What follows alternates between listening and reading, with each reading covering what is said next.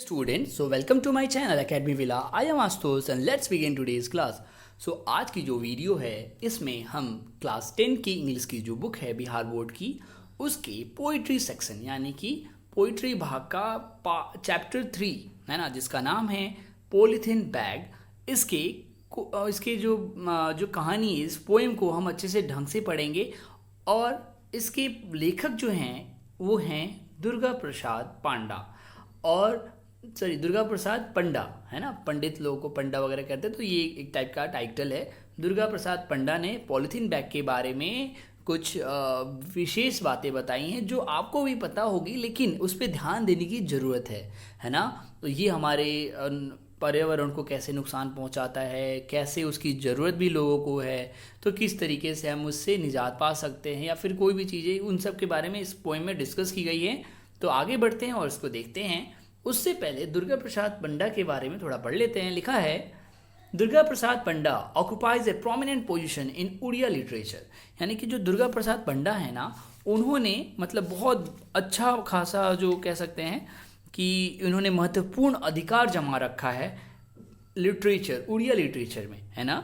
उड़िया साहित्य में उनका अच्छा मतलब कह सकते हैं उनकी अच्छी पब्लिकेशन हुई है, पब्लिश हुई उनकी कविताएं, वो बहुत फेमस हैं, है ना। आगे लिख रहा है कि प्राइमरली लिंग्विस्ट, यानी कि मुख्य रूप से वो एक भाषावादी होते हुए, Panda also writes poetry in English and sometimes translates Odia poems into English and vice वर्सा।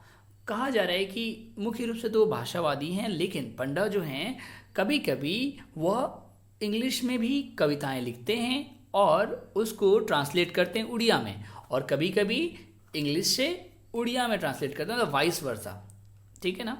अब देखिए लिख रहा है कि हिज फेमस वर्क्स आर स्वर्णी एंड रेज। तो उनकी जो मुख्य मतलब कह सकते हैं उनकी जो मशहूर, है ना, उनकी जो फेमस प्रसिद्ध रचनाएं जो हैं वो है स्वर्णी एंड रेज। फिर आगे कह रहा है कि in the present poem polythene bag ही touches on the pressing issue of polythene bag and the evil consequences it has on environment. कह रहा है कि इस प्रेजेंट यानी कि इस प्रस्तुत कविता में, यानी कि वर्तमान जो अभी कविता हम पढ़ने जा रहे हैं जिसका नाम है पॉलीथीन बैग, ये जो है ना, इसमें जो कवि हैं दुर्गा प्रसाद जी, उन्होंने जो एक कह सकते हैं कि ज्वलंत इशू है, ज्वलंत विषय पॉलीथीन बैग से रिलेटेड है, क्योंकि ये बर्निंग इशू है कह सकते हैं ना, क्योंकि ये सभी इसके लिए जागरूक सबको होना चाहिए। तो इस ज्वलंत विषय पे उन्होंने मतलब उसको छुआ है, उस पर एक तरीके से उसके दुष्परिणामों को स्पर्श किया है ना, एविल कॉन्सिक्वेंसेस, दुष्परिणामों को स्पर्श किया है, जो कि ये दुष्परिणाम जो है कहाँ पड़ रहे हैं, हमारे पर्यावरण पे, है ना। फिर कह रहा है कि the strength of the poem is the correlation between human emotion and a mundane thing like a polythene bag. तो मंडेन का मतलब बता दूं कि मंडेन का मतलब होता है वैसी चीज़, मतलब मंडेन थिंग का मतलब वैसी चीज़ जो हमारे लोक से रिलेटेड है, यानी कि हमारी धरती से रिलेटेड है, पार्थिव बोल सकते हैं इसको, ठीक है ना। चलिए, तो कह रहे हैं कि the strength of the poem, जो इस पोएम, इस कविता का जो बल है, मतलब वो किस पे चिन्हित है, मानव संवेदना और पॉलीथीन जैसी पार्थिव वस्तु के बीच अंतर संबंध के ऊपर है ना। चलिए अब पोएम पढ़ते हैं।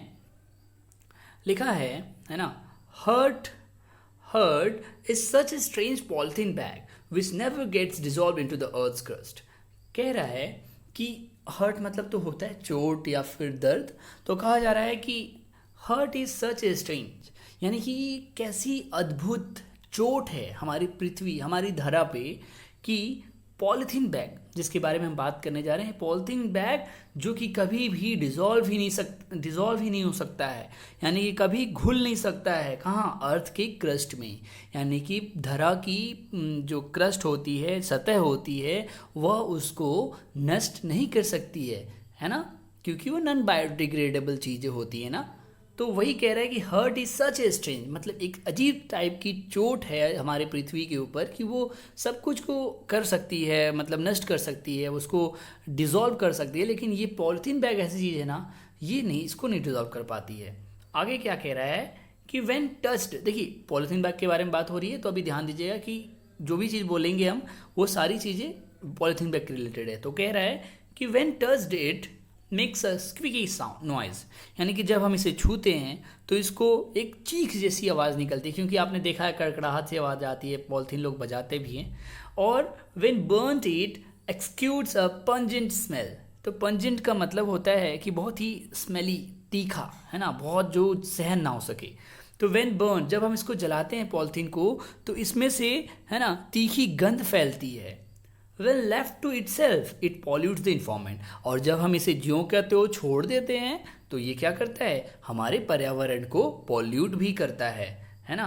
अब आगे क्या कहता है कि just like the polythene bag his hurt too melts down with a little touch of warmth. अब कहा जा रहा है, देखिए ये जो हर्ट है ना, अब ये इसके अंदर की चोट को बोला जा रहा है ना, क्योंकि बिल्कुल just like the polythene bag his hurt too melt down with a little touch of warm, यानी कह रहा है कि पॉलिथीन बैग, जैसे अभी हम धरा की चोट के बारे में बोल रहे थे, उसके हर्ट के बारे में बोल रहे थे, कि इसी तरीके से पृथ्वी जो है जो प्लास्टिक को डिजॉल्व नहीं कर पाती है, वैसे ही पॉलिथीन बैग को भी हर्ट होता है।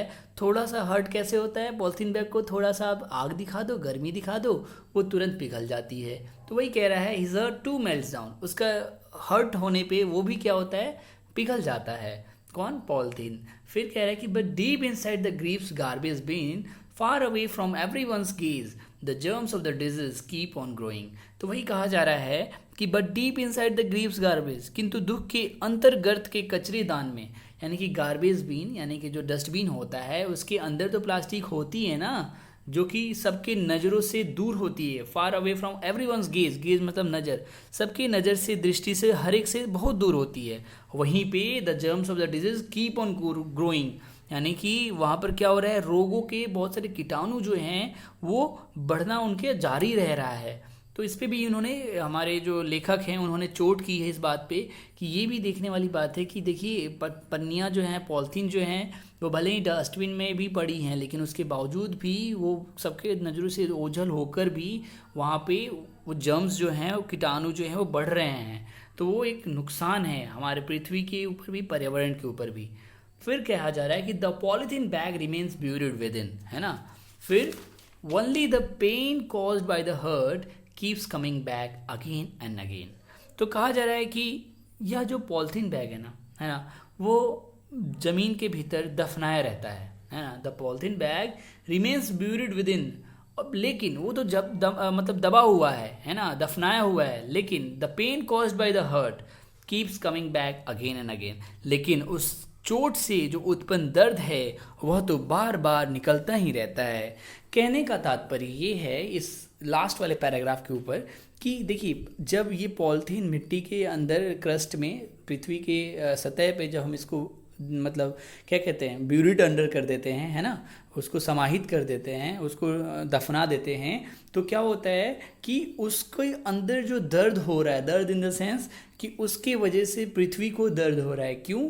क्योंकि उससे पॉल्यूशन क्रिएट होता है, मिट्टी पॉल्यूट होती है, मिट्टी अनफर्टाइल होती है ना, बंजर हो जाती है, और इस वजह से हमारे पर्यावरण पे इफेक्ट भी पड़ता है ना। तो ये जो थी हमारे जो कवि हैं, उन्होंने इस चीज़ पे, पॉलिथीन पे चोट करके बताना चाहा, लोगों को जागरूक करना चाहा, लोगों को, कि इसके लिए लोग थोड़ा सिंसियर रहें, इसको यूज़ करने को लेकर सिंसियरिटी मेंटेन करें, इसको ज़्यादा से ज़्यादा परहेज करें, लोग जूट बैग वगैरह यूज़ करें, है ना, और घर से थैले लेके जाया करें बाहर, बिना पॉलिथीन के, मतलब कहीं भी पॉलिथीन ऑप्ट ना करें, उनको ना मतलब यूज़ ना करें, है ना। तो ये पोएम इसी के साथ ख़त्म होता है, और आशा करता हूँ आपको ये चैप्टर अच्छे समझ में आया होगा। फिर भी कोई क्वेरी है प्लीज़ मुझे कमेंट सेक्शन में लिख के बताएं। अगर वीडियो पसंद आई तो लाइक शेयर सब्सक्राइब करना ना भूलें। तो मिलते हैं फिर नेक्स्ट वीडियो में, तब तक के लिए स्टे होम, स्टे सेफ।